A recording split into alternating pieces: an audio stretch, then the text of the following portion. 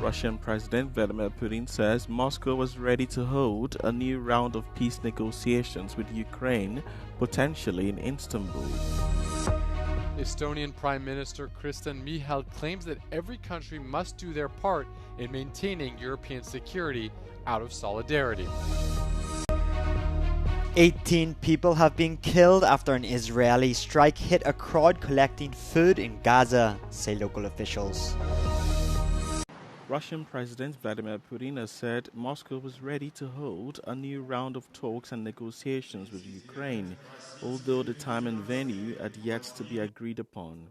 Speaking to reporters during a visit to Belarus on Friday, Putin said that the terms of a potential ceasefire, which the Kremlin has so far effectively rejected, are expected to be on the agenda. Такую встречу провести в Стамбуле. А вот когда конкретно это руководители переговорных групп с обеих сторон, а они, кстати, находятся в постоянном контакте, в оперативном, друг с другом, постоянно они созваниваются, и, на мой взгляд, это уже неплохо. Они сейчас между собой договариваются по времени очередной встречи. Ну, а что будет предметом? Предметом, на мой взгляд, и должно быть обсуждение меморандумов как с одной, так и с другой стороны. The more than 3-year-old war shows no signs of abating as US-led international peace efforts have so far produced no breakthrough. Two recent rounds of talks between the Russian and Ukrainian delegations in Istanbul were brief and yielded no progress on reaching a settlement.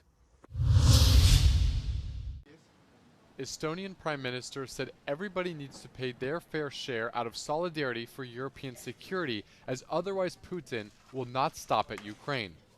In an exclusive interview with Euronews, Kristen Michal said Estonia is prepared to face Russia. Estonia is already in the top 3 largest contributing members of NATO per GDP. Putin needs conflict like fish needs water, because if you don't have a conflict, then probably people in Russia will be asking, where is my son, where is my husband, where are my assets, and so on. So to keep everybody under the lead, keep people quiet, keep the regime in power, Putin needs this kind of conflicts. Michal emphasized that proximity to Russia is not the only major question, as he called on other low-spending countries like Spain to increase its defense budget. Recently, Spanish Prime Minister Pedro Sanchez asked for an exemption to the 5% GDP expenditure on defense, with Michal seeking further explanation. Every country has their own questions, let's say, in domestic politics. But to be honest, in NATO's declaration, I also asked the Secretary General Mark Rutte that do we have some kind of exemptions for Spain. He said that no, there are no exceptions in the exemptions. So I would say that Pedro Sanchez will also have to elaborate himself that how he will fulfill the NATO criteria. The Prime Minister acknowledging the burden that has been placed on citizens, but emphasizes the importance given the context. We do both. We got spending, we are borrowing, and we also raise taxes. To be honest, not everything in that order are not very so popular in Estonia, to be honest. But where would it be? So nobody likes the taxes and nobody likes the cuts in public budget, but you have to do what you have to do to increase defense spending. Estonia has pledged to raise defense spending to 5.4% by next year, while the other 32 NATO members agreeing to spend 5% of GDP on security by 2035. You can watch the full interview on the Europe Conversation next Thursday. Germany's Bundestag voted on Friday to suspend family reunification for those who don't qualify for full refugee status for the next 2 years. Interior Minister Alexander Dobrindt said the new bill was necessary because Germany's integration capacity had reached its limits, especially in education, childcare and housing. Germany's federal states are expected to approve the bill in July. The measure, supported by the far-right Alternative for Germany party, will affect some 380,000 migrants living in Germany. The bill was passed with 444 votes in favour, whilst 135 voted against. Dobrindt had previously ordered tighter border controls against illegal migration and the rejection of asylum seekers.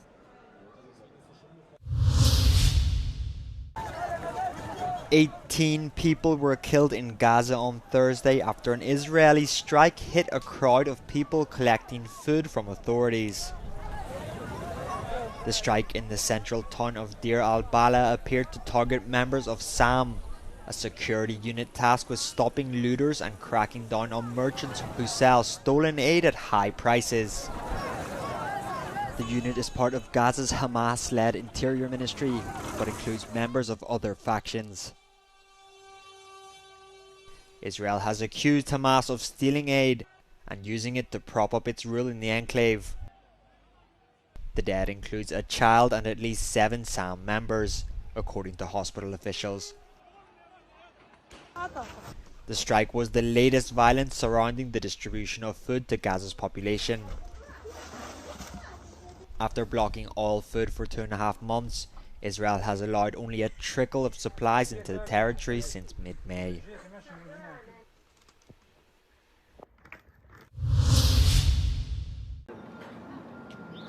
The United States Supreme Court has ruled that the federal judges who blocked President Donald Trump's nationwide executive order repealing birthright citizenship overstepped their powers. The court ruled 6-3 that individual judges lacked the authority to grant nationwide injunctions and could only do so in their district. Trump has hailed the decision as, quote, a monumental victory.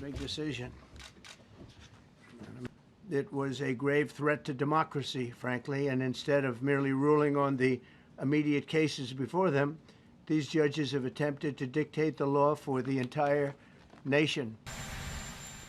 Trump told reporters he'd promptly filed to advance policies blocked by judges, but the court left open the possibility that the birthright citizenship limitations could remain blocked nationwide. It provided a 30-day period before Trump's orders could be applied, and ordered the lower courts to bring their injunctions in line with the new decision.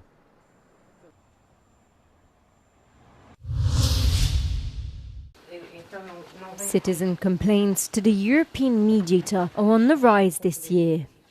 Teresa Aninjo reveals that the main criticisms are difficulties in accessing documents, public participation and a lack of transparency. Eu apresentei recentemente o relatório, no meu relatório anual, onde é possível verificar que nós tivemos uma das maiores subidas de queixas exatamente na área da transparência. 42,2% das nossas queixas são da área de transparência, muito essencialmente associada à questão dos acessos aos documentos. The new ombudswoman argues that it is better to prevent in order to increase the transparency of the European Union's institutions. Ninjo emphasised that the Commission needs to do more in future, referring to the Pfizergate case which involved the President of the European Commission in a text message exchange about vaccines during the pandemic. É possível fazer mais e principalmente a Comissão Europeia, porque aquilo que nós assistimos são atrasos sucessivos, muitas vezes, na entrega destes mesmos documentos, e sendo um jornalista perceberá isso muitíssimo bem. Muitas vezes o acesso à informação que é adiado é um acesso à informação que é negado. In a first interview with Euronews, Aninjo makes it clear that the European Ombudsman does not have judicial power, but it is on the side of citizens. Nós não somos meros watchdogs administrativos. Nós também somos e devemos ser um guardião da cidadania europeia. E subjacente à cidadania europeia está, de facto, o direito a participar.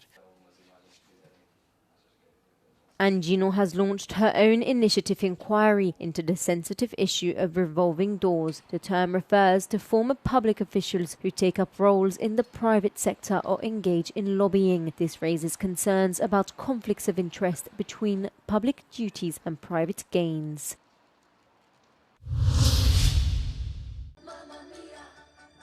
Uncertainty surrounds Budapest's upcoming Pride March set to take place on Saturday, despite a police ban imposed by Hungary's government. The city's Liberal mayor vowed to go ahead with the march. He said that since it's organized at a municipal level, the event can be categorized as what he says is perfectly legal. A magyar parlament elfogadta a gyülekezési törvény módosítását, ami alapján a gyülekezési törvényhez tartozó Pride-ot a rendőrség nem engedélyezi. Viszont az, ami megrendelésre kerül, az egy önkormányzati rendezvény, amelyre nem vonatkozik ez a törvény, és ahol az önkormányzat a saját közterületein, a saját szervezésében hívja el a budapestieket egy másik rendezvényre, ezért ez teljes mértékben jogszerű. Tens of thousands of people and more than 500 foreign diplomats, MEPs and other politicians are expected to attend the Pride event. Many have raised concerns over the response by Hungarian authorities. Speaking on the sidelines of the EU summit, Prime Minister Viktor Orbán addressed the planned upcoming march. Ha ilyet csinál valaki, akkor van egy világos jogszabályi rendszer, aminek ilyenkor érvényesülnie kell, de hát mi egy civilizált országok nem bántjuk egymást, ez egy olyan ország, még polgárháború se volt sose, talán 56 egy kicsit, de szóval mi, ha nem is értünk egyet egymással, nem szoktuk bántani egymást, ez nem része a magyar politikai.